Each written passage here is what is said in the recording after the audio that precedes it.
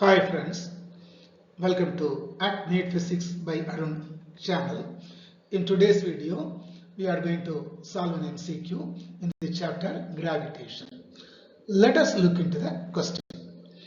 The linear momentum and position vector of a planet is perpendicular to each other at, you are given four options: A. Perihelion and aphelion, B. At all points, C. Only at perihelion, and D. At no point. To solve the problems, you have been given a figure. So this is the elliptical part. A planet is revolving around this orbit. Here, the position vector R is given by the line drawn from the focus to any point in the orbit. Position vector can be given at any point.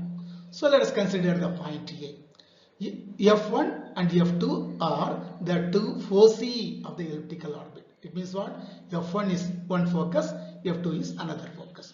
For F1, you are drawing a position vector small r to the point A. Also, you have drawn another position vector for the point B also. Okay. The direction of linear momentum mv is given by the tangent to the elliptical path. This is the direction of linear momentum. This is also the direction of linear momentum mv. So, you know that for any curvilinear line, the direction of velocity is given by the tangent to the curve. In that sense, this is the tangent here. For the point B, this is the tangent. So, if you consider the point A, the direction of R and the direction of MV are perpendicular to each other.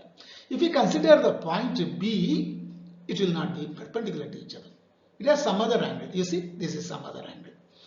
Even if you draw lines of position vector and momentum, here also you will know that they are perpendicular to each other. You will understand it easily, I think. So, the option A, the linear momentum and position vector are perpendicular to each other only at perihelion and aphelion. At no other point it will be perpendicular to each other. So, option A is the right answer. We will see some other problem in some other video. Till then, thank you.